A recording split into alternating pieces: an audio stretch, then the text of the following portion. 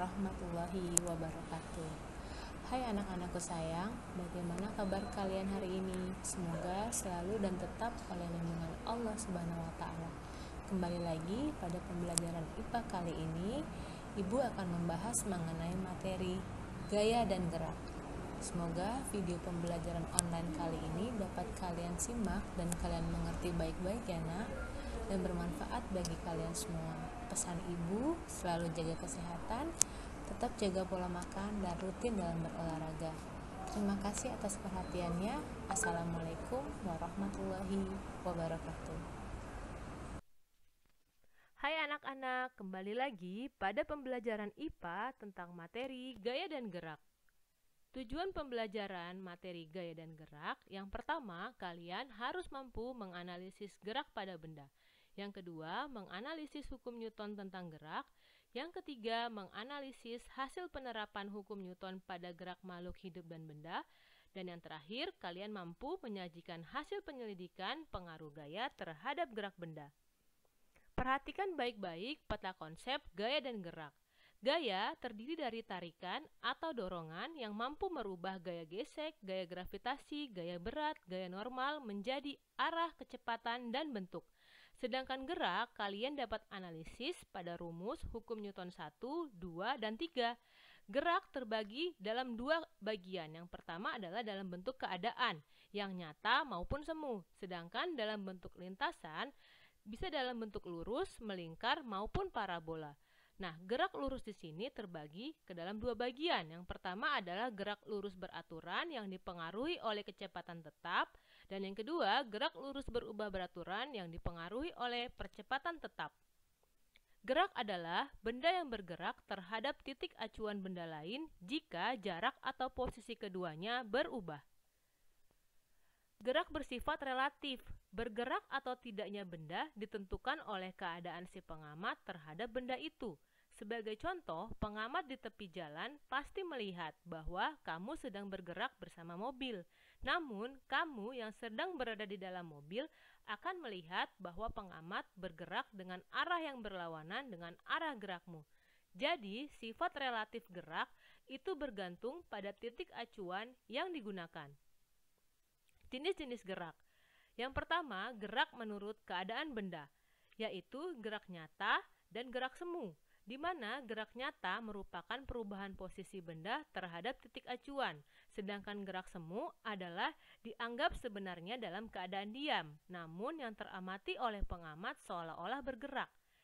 Gerak menurut bentuk lintasan. Gerak lurus ialah lintasan yang berbentuk garis lurus, di mana lintasan ini adalah titik-titik yang dilalui benda selama bergerak. Yang kedua, gerak melingkar, di mana lintasan lingkaran atau bagian dari lingkaran itu jarak bendanya terhadap pusat tetap, sedangkan posisi bendanya terhadap pusat berubah. Dan yang terakhir adalah gerak parabola, ialah lintasannya berbentuk parabola. Kelajuan dan kecepatan. Kelajuan adalah jarak setiap satuan second, sedangkan kecepatan adalah perpindahan setiap satuan second. Kecepatan dipengaruhi oleh jarak panjang lintasan yang ditempuh dalam satuan waktu, kemudian dipengaruhi oleh perpindahan, yaitu perubahan kedudukan dalam waktu tertentu. Dirumuskan secara matematika menjadi V sama dengan S dibagi T. Kelajuan bisa dalam bentuk skalar, yaitu nilai besar dan satu satuannya. Bisa dalam bentuk vektor, yaitu dalam bentuk arahnya. Kelajuan dan kecepatan. Contohnya adalah sebuah mobil yang berjalan dengan kelajuan 10 meter per second melintas dari Bogor menuju Puncak. Perjalanannya ditempuh dalam waktu 2 jam. Berapakah jarak antara Bogor dan Puncak? Yang pertama, kalian harus mengetahui apa saja data yang diketahui. Data yang diketahui adalah nilai V. Nilai V-nya adalah 10 meter per second. Kalian harus mengetahui apa yang dicari pada soal tersebut. Nah, kita amati soal ini ingin mengetahui jarak antara Bogor dengan Puncak. Berarti kalian harus tahu S yang dicari, maka S berubah ruas menjadi S sama dengan V dikali T. S sama dengan 10 meter per second dikali 7.200 second, sama dengan 72 meter, dirubah ke dalam kilo menjadi 72 kilometer. Gerak lurus beraturan. GLB adalah gerak suatu benda pada lintasan lurus dengan kecepatan yang tetap. Perhatikan grafik gerak lurus beraturan. Nilai V itu sejajar atau stabil terhadap T. Percepatan. Percepatan adalah bertambahnya kelajuan tiap selang waktu tertentu. Sedangkan perlambatan ialah berkurangnya kelajuan tiap selang waktu tertentu. Dirumuskan secara matematik menjadi A sama dengan VT dikurang V0 dibagi T. Jika dipercepat, nilai A-nya menjadi positif, dan jika diperlambat, maka nilai A-nya menjadi negatif. Dirumuskan menjadi V terhadap T sama dengan V0 plus A dikali T. Gerak lurus berubah beraturan atau GLBB ialah gerakan lurus dengan kelajuan yang selalu bertambah secara teratur. Dengan kata lain, percepatannya tetap. Di mana gerak lurus beraturan adalah gerak benda dengan lintasan lurus dan percepatan yang tetap. Akibatnya, gerak lurus berubah beraturan ini adalah gerak benda yang dipercepat beraturan atau gerak benda yang diperlambat tapi beraturan. Gaya. Gaya adalah dorongan atau tarikan yang menyebabkan perubahan bentuk, arah, gerak, dan kecepatan benda. Gerak dipercepat beraturan ialah gaya yang searah-arah gerak sehingga mengalami percepatan secara teratur. Sedangkan gerak diperlambat beraturan adalah gaya berlawanan arah gerak sehingga mengalami perlambatan secara teratur. Jika kalian melukis gaya, gaya adalah besaran vektor sehingga terdapat besaran dan arah, di mana satuannya dalam sistem internasional adalah Newton dan dalam bentuk CGS adalah dyne, di mana gaya dilukiskan dengan garis berarah atau anak panah dengan panjang mewakili besar gaya dan arah anak panah adalah arah gayanya. Lambang gaya adalah F, di mana titik A adalah pangkal gaya atau titik tangkap pada gaya. Mengukur gaya. Alat ukur gaya adalah neraca pegas atau dinamometer. Bisa kalian lihat pada slide kali ini. Sedangkan resultan gaya adalah dua atau lebih gaya yang bekerja pada suatu garis kerja bersimbol R, di mana gaya yang segaris dan searah itu dijumlahkan, sedangkan gaya yang segaris tapi berlawanan arah itu dikurangi. Nah, macam-macam gaya. Yang pertama ada gaya otot. Gaya oleh otot tubuh kita bisa mendorong dan bisa menarik. Yang kedua ada gaya magnet yang diakibatkan oleh magnet pada benda-benda yang terbuat dari besi.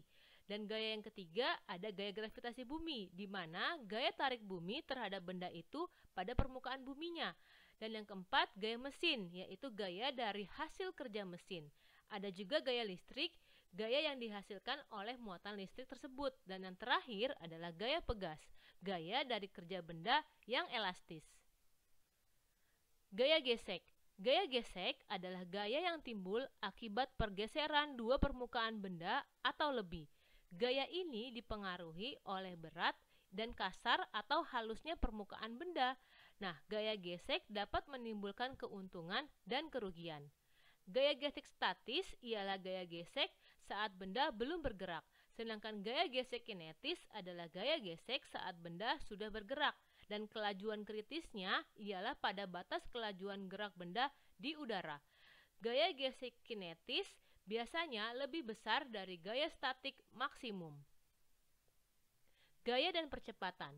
Percepatan adalah perubahan kecepatan per satuan waktu. Percepatan gerak benda terjadi karena ada gaya yang bekerja pada benda tersebut, di mana gaya adalah sesuatu yang dapat mengakibatkan kecepatan gerak sebuah benda itu berubah. Jika gaya searah dengan arah gerak benda, maka benda akan mengalami percepatan yang dilambangkan dengan huruf A. Jika gayanya berlawanan, benda akan mengalami perlambatan dengan lambang min A. Perhatikan gambar di samping, benda mengalami percepatan atau perlambatan karena gaya yang searah atau berlawanan arah dengan arah gerak benda. Gaya pada jembatan juga bisa terjadi, misal pada jembatan cantilever. Nah, jembatan cantilever itu memiliki tiap bagian yang meneruskan beban ke ujung penyangga dengan kombinasi regangan dan tegangan. Kombinasinya bisa setiap bagian membentuk segitiga pada maksimal 240 meter. Sedangkan pada jembatan lengkung biasanya konstruksinya berbentuk busur setengah lingkaran dan struktur ringan serta terbuka. Maksimal panjangnya 900 meter. Sedangkan pada jembatan gantung biasanya konstruksinya menggunakan kabel-kabel baja sebagai penggantung yang terentang.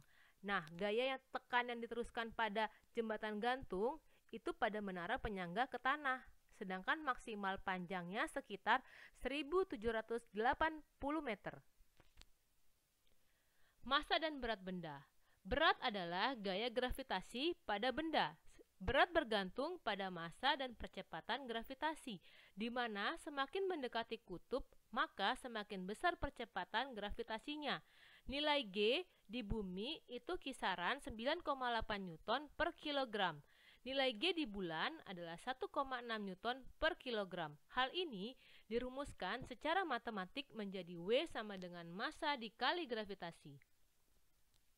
Hukum 1 Newton berbunyi, resultan gaya-gaya yang bekerja ialah 0, atau tidak ada gaya yang bekerja pada benda, maka benda itu akan diam atau bergerak lurus beraturan. Sedangkan momen inersianya adalah kecenderungan benda untuk mempertahankan gerak diam atau gerak lurus. Biasanya pada hukum 2 Newton berbunyi percepatan adalah bertambahnya kecepatan benda secara teratur. Faktor yang mempengaruhi kecepatan benda adalah massa dan gaya. Maka muncullah rumus matematik yang berbunyi F sama dengan massa dikali A, di mana percepatan berbanding lurus dengan gaya dan terbalik dengan massa. Maka arah percepatan sama dengan arah gaya.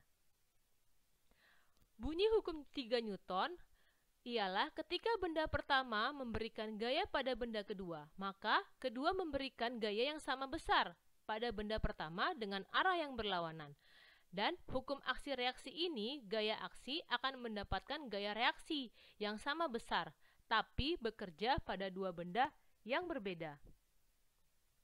Gaya berat dan gaya normal. Gaya berat adalah gaya akibat percepatan gravitasi bumi menuju pusat bumi. Sedangkan gaya kontak itu terjadi saat dua benda bersentuhan.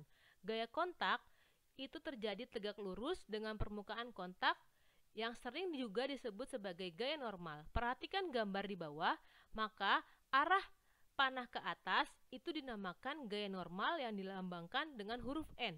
Sedangkan anak panah ke bawah yang dilambangkan huruf V itu dinamakan gaya berat. Nah, demikian hasil pemaparan materi tentang materi gerak dan gaya kali ini yang telah Ibu Lara sampaikan. Semoga kalian dapat simak baik-baik dan kalian pahami ya nak. Ditunggu hasil pemaparan materi selanjutnya. Terima kasih atas perhatiannya. Assalamualaikum warahmatullahi wabarakatuh.